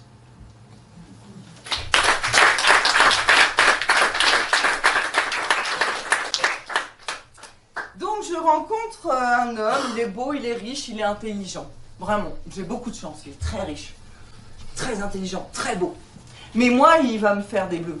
Des bleus à l'âme, il va pas prendre soin de moi, il va me mettre dans des situations où du coup, sidération, dissociation, tout ça, quoi. Et au bout de 2 ans de relation, je me retrouve en clinique psychiatrique. Je me retrouve dans une clinique privée. On appellera la clinique Clinéa Lumière, c'est les mêmes que Orpea. Je vous le dis, quoi. Voilà. Donc j'arrive dans cette clinique et je suis accueillie telle une princesse. J'ai la chambre de princesse, il y a un parc avec des orchidées sauvages et des écureuils. C'est magnifique, vraiment. Et puis là-bas, je vais avoir des cours. Je vais avoir des cours sur les différentes problématiques psychiques, sur les maladies. Je vais avoir des cours sur les molécules des médicaments. Je vais avoir des cours de psychologie positive. En fait, je vais être actrice de mon parcours de soins. Et voilà, on va plus me faire bouffer des cachetons, mais je vais pouvoir dire « Ah bah ça j'aime bien, ça j'aime pas, ça oui, qu'est-ce que j'en pense, on essaye ». Enfin, voilà. Et puis là-bas, je vais aussi... je vais découvrir les techniques comportementales et cognitives. Rien à voir avec la psychiatrie, voilà. Et du coup, je vais découvrir aussi le MDR. Eyes Movement Reduction. Et c'est une technique, en fait, qui permet, en suivant les yeux, en fait, quand on dort, pendant le sommeil paradoxal, là où on rêve, quand on rêve, c'est qu'on range tous nos dossiers, comme ça. C'est pour ça qu'on peut rêver d'un truc très loin et d'un truc très proche. C'est quand notre cerveau, il va ranger nos souvenirs, tout ça. Et ça, pendant ce moment-là, nos yeux font comme ça. Et en fait, il y a un mec, c'est américain, je crois, qui a réalisé que de faire ce mouvement avec les yeux permettait de mieux ranger les traumas. Parce que les traumas, c'est quoi? C'est des expériences qu'on n'a pas pu émotionnellement traiter. Donc du coup, je fais un peu de MDR, et je parle beaucoup des traumas, et je commence à faire des rêves. Enfin, voilà. Donc... c'est vraiment une technique qui est révolutionnaire et qui est dans le traitement des traumatismes. Et puis je vais surtout faire la balnéothérapie, la zoothérapie, la musicothérapie, la danse-thérapie, de l'art-thérapie, plein de trucs en thérapie en fait. Mais quand on y met un peu de conscience, tout est thérapeutique. Voilà. Moi, je vais surtout m'éclater en art-thérapie. Alors moi j'écris de la poésie depuis que je suis gamine, mais je ne me pensais pas artiste. Et je me retrouve devant cette nana thérapeute qui me dit « Mais qu'est-ce que vous voulez faire, Aurélie de la peinture ou les collages ?» Alors moi je suis éducatrice de jeunes enfants. La peinture c'est no way. Parce qu'il faut laver les pinceaux, il faut mettre du bordel, enfin non, moi ça me rappelle trop le taf, non. Du coup je dis « Bah collage ». Et elle arrive avec une pile de magazines et des ciseaux. Alors déjà les ciseaux découpés et pas avoir envie de... Ça, c'est vraiment vachement bien. Donc ça aide à passer la pulsion et je me mets à découper, et à faire des collages. Et du coup, vous pouvez me trouver sur Instagram, Princesse Becky. Voilà. Mais ça me fait... C'est encore un moyen d'expression, en fait. Et tout raconte mon histoire et je me suis rendu compte que tous ces collages, en fait, parlaient à d'autres personnes de leur histoire. C'est devenu un peu universel, quoi. Donc voilà, je fais de l'art-thérapie, c'est génial. J'ai une médecin psychiatre qui vient tous les matins 20 minutes. Alors ça peut paraître très court, 20 minutes, mais quand vous êtes avec quelqu'un dans une vraie relation qui vous écoute, c'est génial. Et puis moi, je vais voir que des femmes. Je ne vais pas voir aucun médecin homme, parce que quand vous faites mordre par un chien, vous avez peur des chiens, bah voilà. Moi, je ne vais pas voir les hommes. Alors voilà, ma psy est géniale, sauf qu'à un moment, elle n'est pas là. Elle ne vient pas le matin. Alors je demande aux infirmières, mais où elle est? Bah elle n'est pas là, mais il y a quelqu'un qui va venir la remplacer. Ok, un jour, 2 jours, 3 jours, pas de psychiatre. Moi ça commence un petit peu à monter comme ça, là, tranquillement quoi. Et puis, en fait je devais partir le week-end, c'était ma première perme, je devais aller à la piscine avec des copines dans le sud là. Et il fallait un papier du psychiatre, et j'avais pas de psychiatre, et ce papier, je devais partir vendredi, enfin... Voilà, ça commençait à monter, et un jour j'étais dans ma chambre en train de manger mes épinards, et là il y a un monsieur qui arrive, gominé, petit pull retourné, Ralph Lauren, petit mocassin, et il arrive. Bonjour Madame Roland. Et ben j'étais en train de pleurer à ce moment-là, j'étais vraiment pas bien, et je pleurais dans mes épinards, et il me dit mais pourquoi vous pleurez? Mon humour légendaire, je lui dis mais parce que les épinards sont pas bons. Je dis mais non Madame Roland, voyons, pourquoi vous pleurez? Et là j'ai le malheur de lui dire mais pourquoi ça a mis autant de temps pour que vous veniez me voir là? Pourquoi ça fait 4 jours que j'ai vu personne? Ce petit monsieur va repousser son ordi, il va se lever, et il va prendre une feuille comme ça, et moi je suis assise, et il va me la mettre devant le nez. Et il va me dire mais Madame Roland, vous n'êtes pas toute seule? Vous n'êtes pas toute seule. Je sais ce qu'il y a écrit, hein. C'est sa liste de patients, et certes elle est longue. Je me lève et je lui dis j'ai pas besoin de voir ça. Et là il continue, vous n'êtes pas toute seule Madame Roland. Alors moi, quand je me sens acculée, impuissante, j'ai des comportements inappropriés. Dans ces moments-là, je suis comme Hulk. Vous voyez, je peux prendre ça, le balancer, j'ai vraiment une force surhumaine. C'est ce que je fais. Je prends tout ce qui traîne et je balance tout sur le mec. Ils arrivent, enfin du coup ils m'attachent, sédation, tout ça, machin.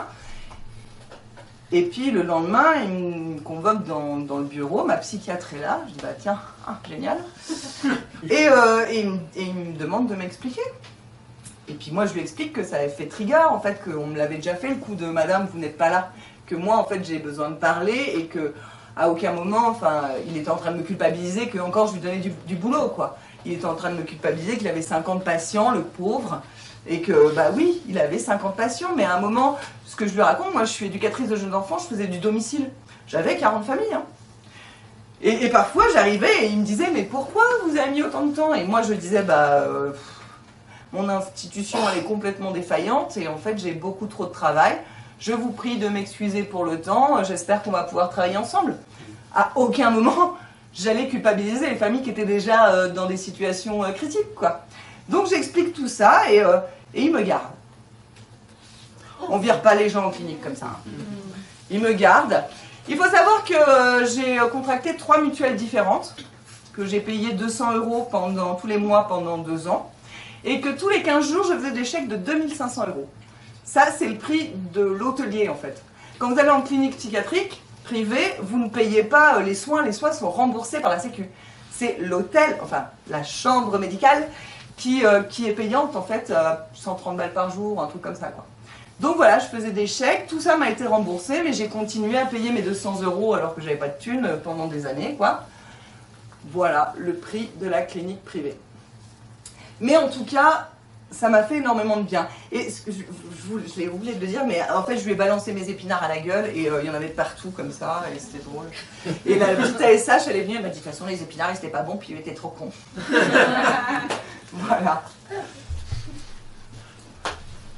Je sors de là, je y passe 3 mois. J'ai plus d'appart, plus de mec, bon bah ça c'est pas vraiment une perte. Plus de sous. Enfin voilà, comme à chaque fois. Voilà, je suis au sol et puis hop, allez, on se remet sur le cheval et je reconstruis et je me retrouve un travail à la maison mère des éducateurs, le centre départemental de l'enfance et la famille. Je travaille en centre maternel avec des jeunes filles mineures ou majeures, enfin, ou jeunes majeures, enceintes avec des jeunes enfants. Moi, je suis à la crèche et du coup, j'accueille des bébés qui n'ont pas forcément été désirés. Intéressant.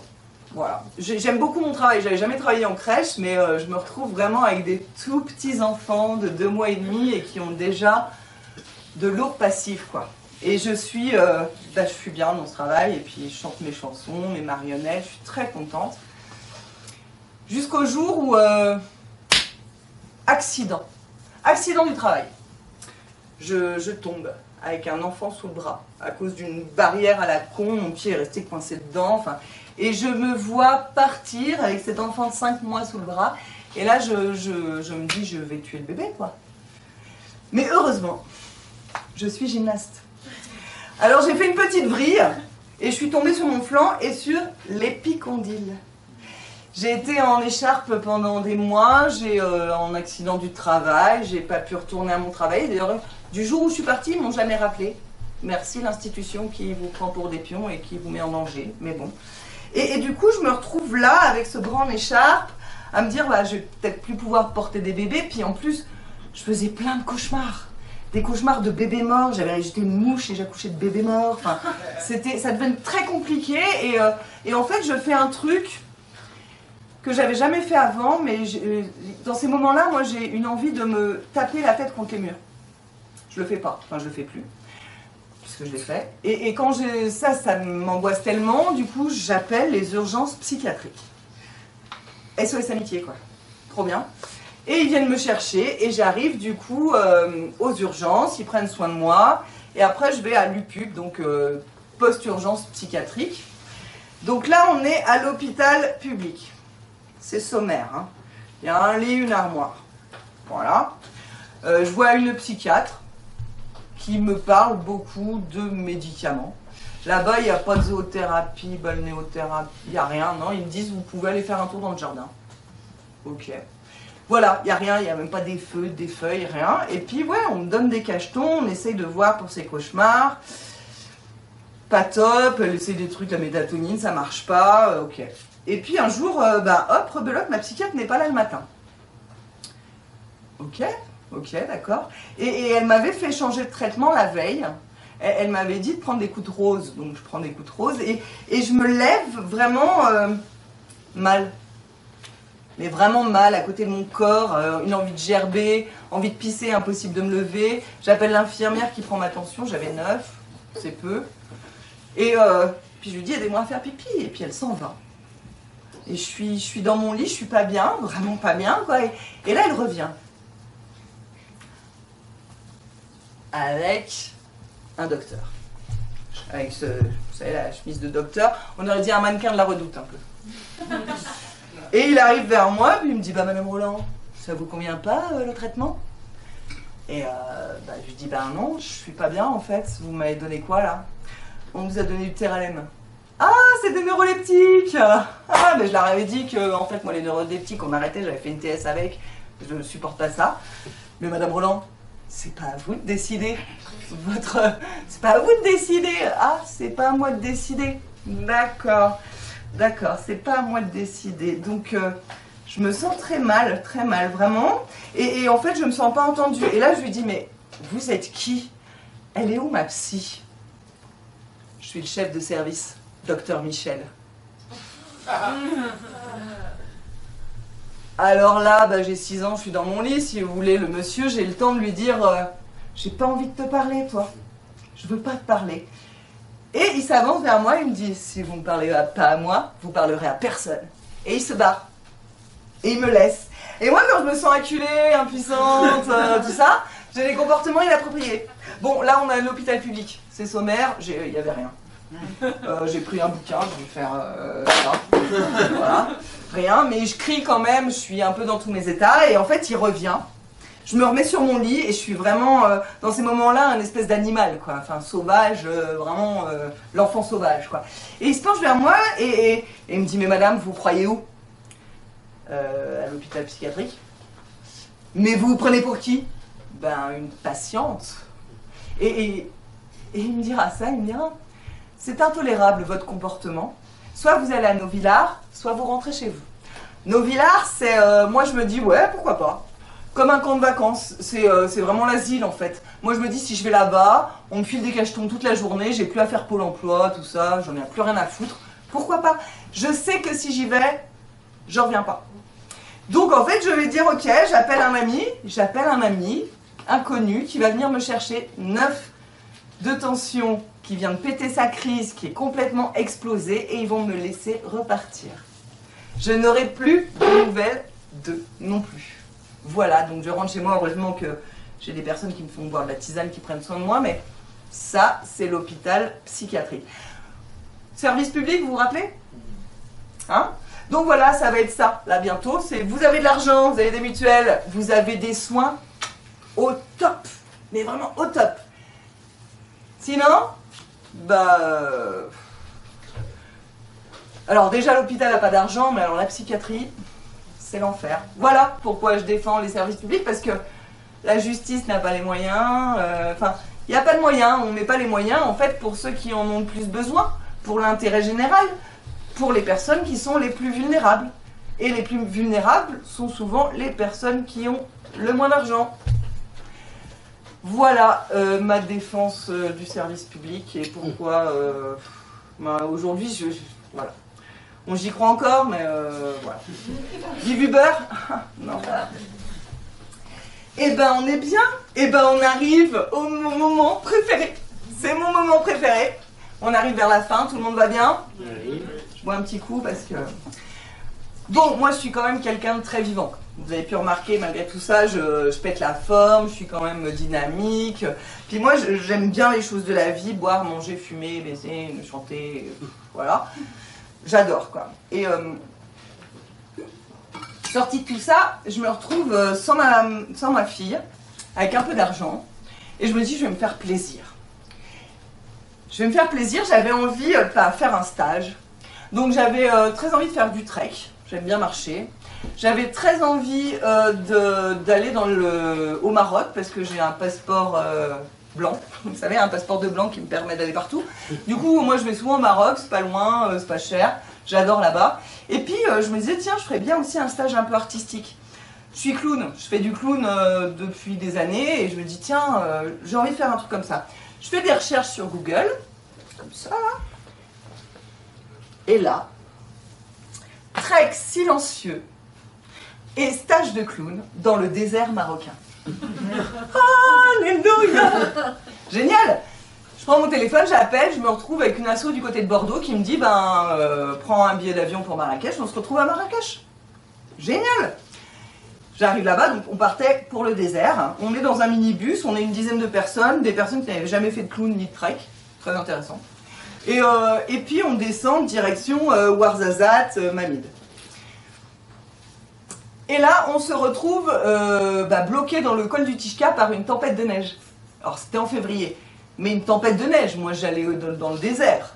Ça c'est un peu la vie, vous avez un cap, bon il y a des tempêtes de neige, il y a des trucs, voilà, des tsunamis, mais on continue. Là-bas le trip c'était, on se lève tôt, salutations au soleil, petit déjeuner, et puis après on marche en silence. Alors ça, moi depuis que je parle. C'était super compliqué, vraiment, c'était vraiment super compliqué. Mais bon, ça se passe, on marche, on mange, petite sieste, jeu corporel l'après-midi, et puis le soir, on passe en solo, duo de clown, sous la tente berbère, nickel. Au bout du 3e jour, lors du trek silencieux, il grêle. Il grêle. Il grêle, le désert était rempli de grêle, de gros grêlons, quoi. C'est assez hallucinant quand même. Mais... on peut pas parler, on peut parler que le soir, enfin c'est compliqué. Et vous savez ce qui se passe dans le désert quand il y a de l'eau? Qu'est-ce qui pousse? Des fleurs! Le 5e jour, on se lève et là, il y a des champs de fleurs roses et des champs de fleurs jaunes, des espèces de fleurs qui ressemblent à des ananas. Super chaud. Moi j'avais trouvé le truc, vu que c'est quand même grand le désert, moi j'allais à 1 kilomètre. Je m'éloignais des gens, parce que sinon je suis obligée de rentrer en interaction, enfin, c'est compliqué, quoi. Donc voilà. Le dernier jour, après tous ces treks silencieux qui sont quand même compliqués, on a le droit de faire notre trek avec notre nez de clown. Est-ce qu'il y a des coulrophobes dans la salle? Il n'y a pas de coulrophobes? Des personnes qui ont peur des clowns? Eh bien, très bien.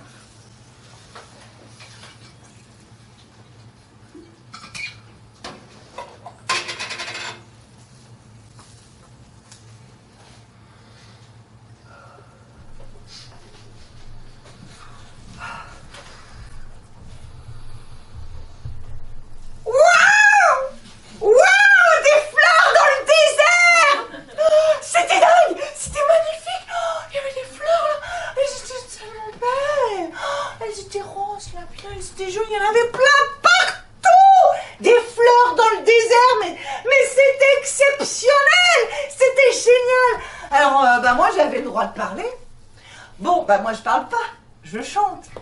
Perdu dans le désert, oh mon amour, je voudrais te dessiner dans un désert de mon cœur, pour que tombe de la neige au Sahara.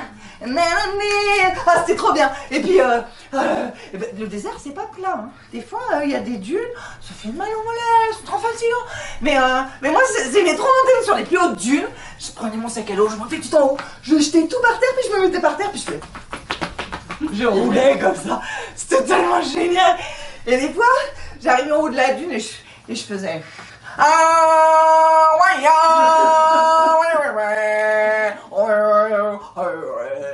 Parce que le désert, c'est immense. Dans le désert, on se sent tout petit. Mais des fois, à côté d'un grain de sable, mais on se sent grand. Et le désert, c'est tout le temps comme ça. T'es petit, t'es grand, t'es petit, t'es grand. Tout le temps. C'était tellement génial. C'était bien, les fleurs. J'étais tellement contente dans ce désert. Puis je criais fort.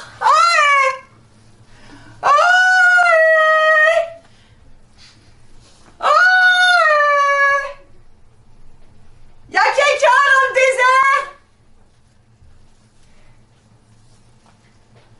Y a quelqu'un dans le désert? Ouh!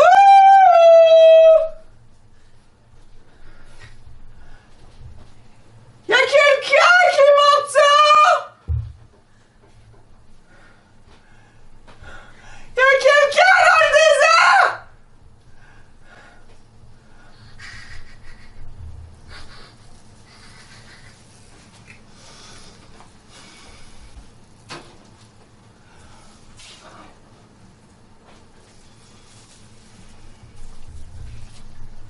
Comme un fou va jeter à la mer des bouteilles vides et puis espère qu'on pourra lire à travers. SOS s'écrit avec de l'air. Pour te dire que je me sens seule, je dessine à l'encre vide un désert. Et je cours, je me raccroche à la vie, je me saoule avec le bruit des corps qui m'entourent, comme des lianes nouées de tresses, sans comprendre la détresse des mots que j'envoie. Avec moi? Tous les cris, les SOS partent dans les airs, dans l'eau laisse une trace, dans les écumes font la beauté, pris dans leur vaisseau de verre. Les messages luttent, mais les vagues les ramènent en pierre d'étoiles sur les rochers. Moi, je veux bien qu'on parle de la libération de la parole des victimes. Mais les victimes, elles parlent. En 1986, il y a Eva Bester qui parle en direct, et il y a quand même des gens qui sont là pour lui dire « Arrêtez quand même de parler de ça, vous foutez la merde dans les familles, quoi. » À quoi ça sert de crier dans le désert s'il n'y a personne qui nous entend? À quoi ça sert quand on est tout seul de crier fort, de crier loin, s'il n'y a pas une oreille pour nous entendre, s'il n'y a pas une société qui nous prend en compte? À quoi ça sert? Alors moi, j'ai pas de solution, mais j'ai des propositions pour arrêter de tourner en rond. La première chose, c'est la loi Billon. Il y a une loi qui a été votée il y a 2 ans, qui interdit toute relation sexuelle d'un majeur avec un mineur de moins de 15 ans. Cette loi, elle pourrait être top, sauf qu'il y a une clause qu'on appelle la clause Roméo et Juliette, et qui va quand même questionner la victime suivant l'écart d'âge. Il faut savoir qu'un agresseur sur 4 est mineur. Donc voilà, dans ces possibilités-là, on va quand même questionner la victime, remettre en cause sa parole, et puis, voilà, banaliser sous couvert de l'amour.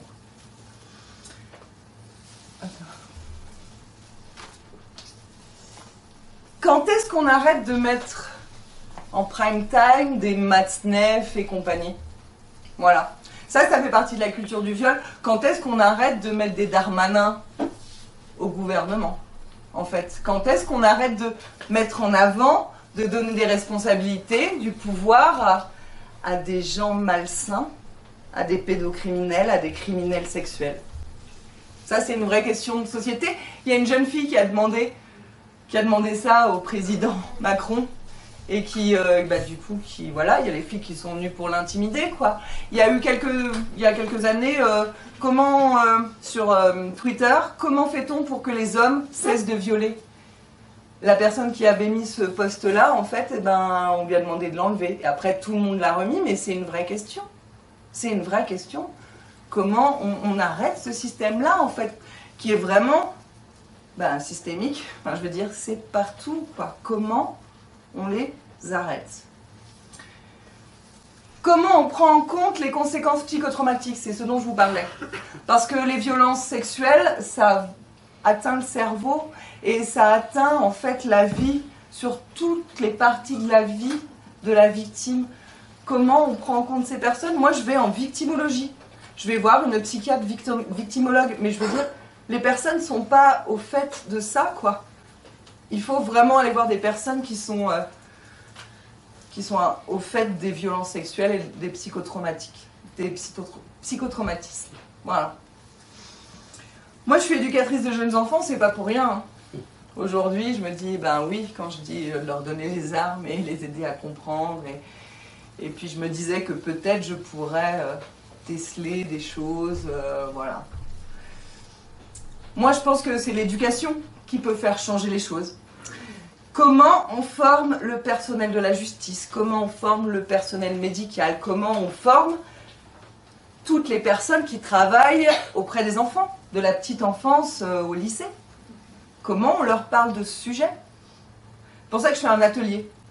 Je propose un atelier où on parle de ce sujet, parce que rien que d'en parler, de délier les langues, d'enlever ce tabou qui vraiment oppresse les victimes, ça fait déjà avancer les choses. Et puis comment on parle de sexualité à nos enfants? Sans leur faire peur.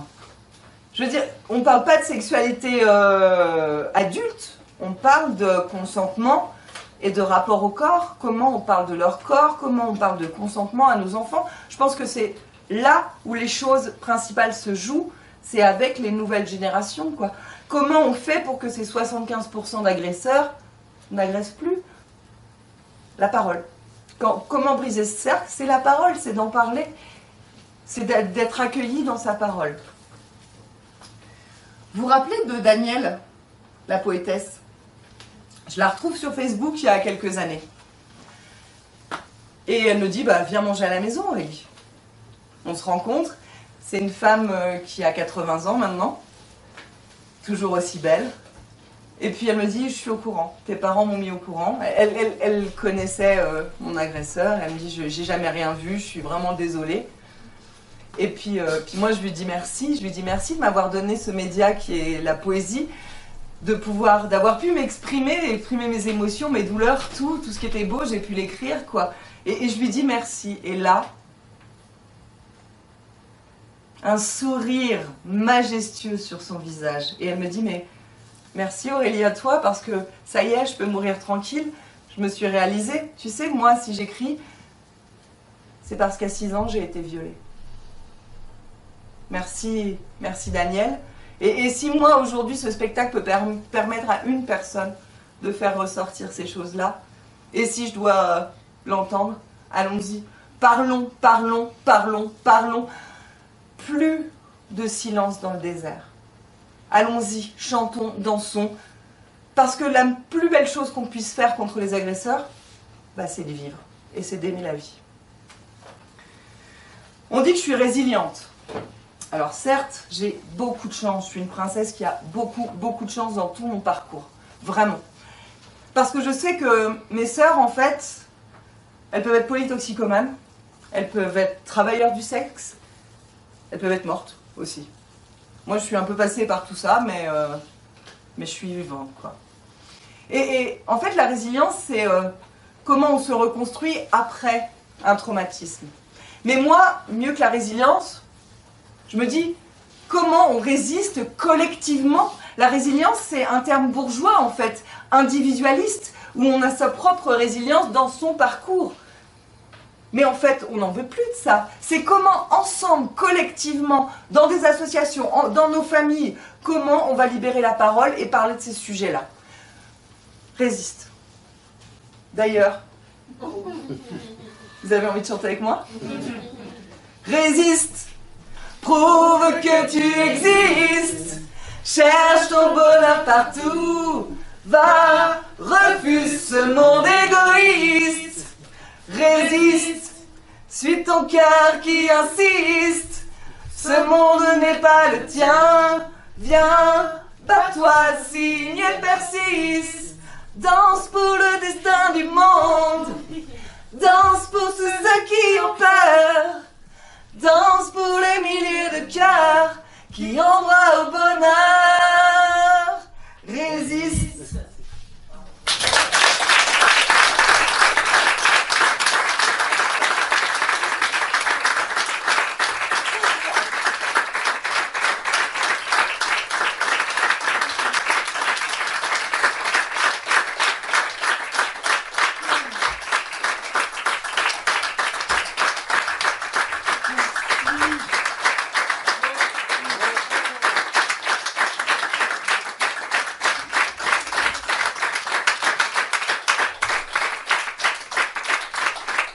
Merci à vous d'être restés. Merci à votre courage aussi. C'est pas simple de venir se confronter à ce sujet. Merci beaucoup. Il y a une boîte participation libre et il y a un livre d'or à paillettes où vous pouvez laisser un petit message parce que ça c'est quelque chose que j'aime bien lire le soir quand je vais pas bien. Vous savez, ah oui c'est vrai, je fais des trucs cool. Voilà. Donc ça fait partie de ma thérapie aussi, écrivez des petits machins. Et à côté il y a une liste de ressources sur des associations, sur des bouquins, sur des films. Vous pouvez prendre en photo ou prendre les papiers. Voilà. Merci beaucoup chez Lily. Merci beaucoup à la de m'avoir invité. Merci.